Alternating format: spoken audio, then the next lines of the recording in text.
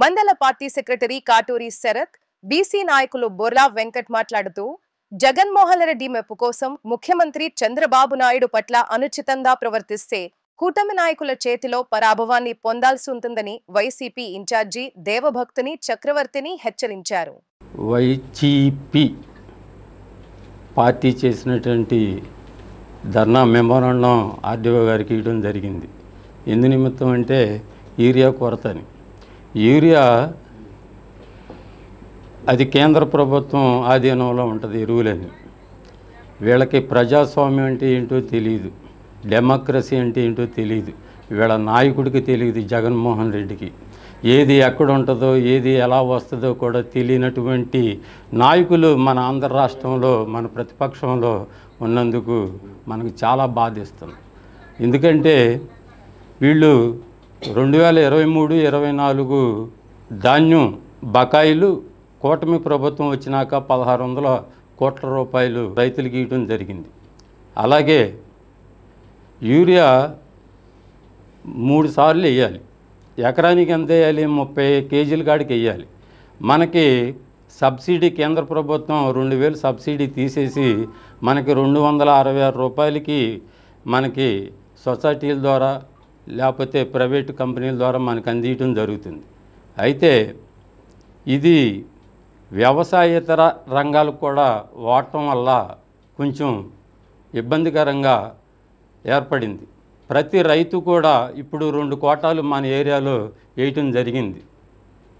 ఏ రైతుకి అందలేదన్నది లేదు. వీళ్ళ యొక్క దుష్ప్రచారం తప్ప దీంట్లో ప్రజల్ని ఏదో భయభ్రాంతులు చేసి యూరియా దొరకట్లేదు, నిందెయ్యాలి కూటమి ప్రభుత్వం మీద, సంక్షేమము అభివృద్ధి పరుగులెడుతుంటే చూసి వారవలేని పరిస్థితిలో ఈ వైసీపీ పార్టీ ఉందన్నమాట. ఏదో రకంగా బురద జల్లాలి. ఎలా జల్లితే బాగుంటుంది? వీళ్ళ యొక్క ఫేక్ ప్రచారాల వల్ల వైనాట్ 175 వల్ల 151 11 చేసిన వీళ్ళకి ఇంకా మేమే అధికారంలో ఉన్నాం, మేమే ఎమ్మెల్యేలమి, ప్రజలు చీకొట్టినా సరే వీళ్ళ ఇంకా మార్పు రాని పరిస్థితిలో ఉన్నారంటే వీళ్ళు ఎలాంటి పరిస్థితిలో ఉన్నారంటే ప్రజలందరికీ అర్థమైంది. ఇవాళ సంక్షేమం ప్రజలు ఉచిత బస్సుల్లో కానీ లేడీస్కి కానీ అనేక సంక్షేమ పథకాలు అన్న క్యాంటీన్లతో మొదలుపెట్టి ఇవాళ సూపర్ 6 పథకాలన్నీ విజయవంతంగా చేసుకుంటూ వస్తున్నటువంటి మన ముఖ్యమంత్రి నారా చంద్రబాబు నాయుడు గారిని ఇవాళ అసభ్యకరంగా మాట్లాడారంటే మీరు ఒకటంటే మేము 10 అనగలం. దేవభక్తుల చక్రవర్తి, నీ స్థాయి ఏంటి? నువ్వు ఒక గ్రామ స్థాయి నాయకుడివి. మండలానికి తక్కువ, గ్రామానికి ఎక్కువ.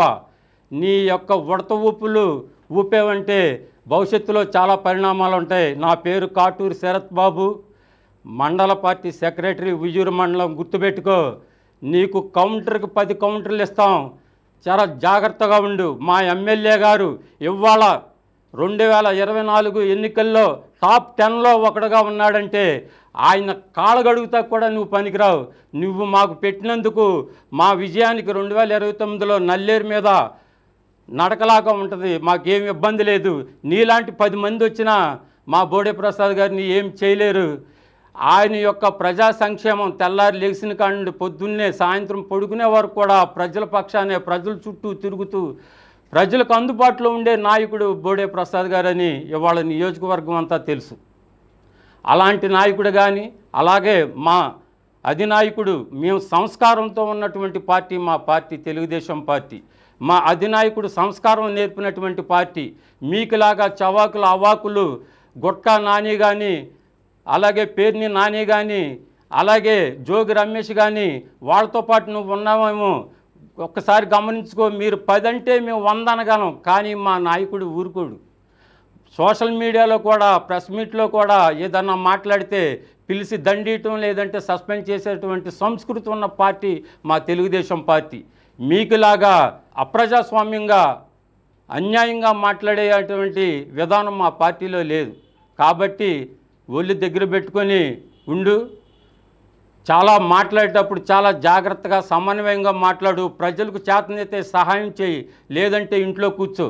ఈ రోజున ఏదైతే ఈ వైసీపీ పార్టీ రైతుల మీద దొంగ ప్రేమ ఒలకబోస్తూ కొంతమంది పేటీఎం గాలిని తీసుకొచ్చి రైతు ధర్నా అనే పేరుతో ఈ ఉయ్యూరు ఈ రూరల్లో ఏదో ధర్నా చేసినట్టు తీసుకొచ్చి ఆర్డీఓ గారికి ఏదో ఒక వినతిపత్రం ఇచ్చారు.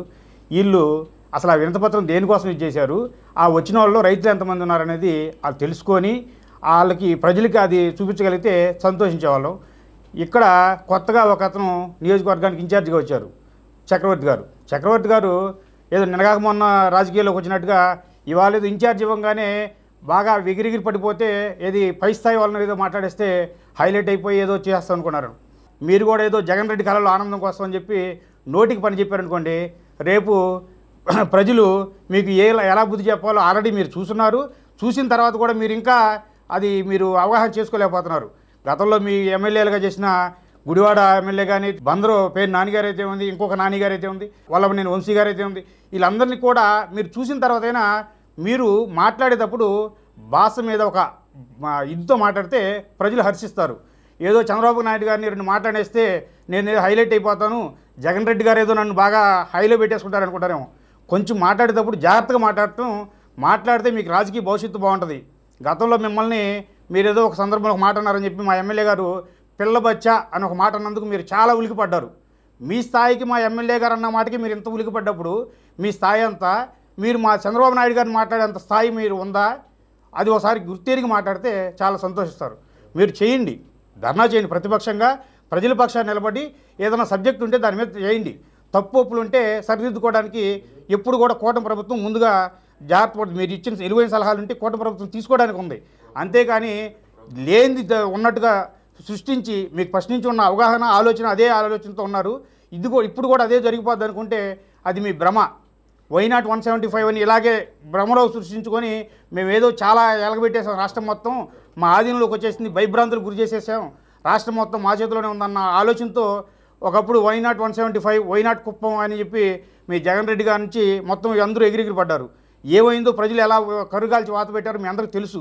ఇలాంటివన్నీ గుర్తిరిగి మీరు మాట్లాడేటప్పుడు ప్రజలు హర్షిస్తారా లేదా తెలుసుకొని మాట్లాడితే చాలా మంచిది. ఇవాళ యూరియా కొరత అనేది ఎక్కడ మీరు అన్నంత ఇదిలో ఎక్కడ లేదు. ఏదో ముందస్తుగా వర్షాలు రాబట్టి, ఒక నెల ముందుగా వ్యవసాయం జరగబట్టి, ఏదో కొద్దో గొప్ప రైతులకి ఎక్కడన్నా ఒక 2 కట్టలు దొరకాల్సిన ఒక కట్టన్నర దొరుకుతా దాంట్లో ఇబ్బంది పడుతున్నారేమో తప్ప అసలు ఇక్కడ రైతులు యూరియా కొరతతో ఇబ్బంది పడ్డ దాఖలాలు ఎక్కడ లేవు. చంద్రబాబు నాయుడు గారు అనే వ్యక్తి విజనరీ ఉన్న నాయకుడు. నిన్నటికి నిన్న కేంద్ర మంత్రితో మాట్లాడితే ఇమ్మీడియట్గా మనకు కావాల్సిన యూరియాని సప్లై చేయడం జరిగింది. ఉల్లిపాయల రేటు తగ్గితే దాని మీద కూడా ఆయన ప్రెస్ మీట్ పెట్టి దాన్ని నష్టపోయిన దానికి ఎంత ఇవ్వాలి ఏంటనేది ప్రెస్ మీట్ పెట్టి మరి చెప్పి ఆ నష్టపోయే రైతు ప్రతి ఒక్కరికి న్యాయం చేస్తామని చెప్పిన వ్యక్తి చంద్రబాబు నాయుడు గారు. అటువంటి వ్యక్తి పరిపాలనలో రాష్ట్రం చాలా సుభిక్షంగా ఉంది. మీరు మరొకసారి చెప్తున్నాను, వైసీపీ పార్టీకి అండ్ ఇక్కడ మా పెనమలూరు నియోజకవర్గ ఇన్ఛార్జ్ అయిన చక్రవర్తి గారికి మాట్లాడేటప్పుడు మాటలు కొంచెం జాగ్రత్తగా మాట్లాడి నేర్చుకోండి.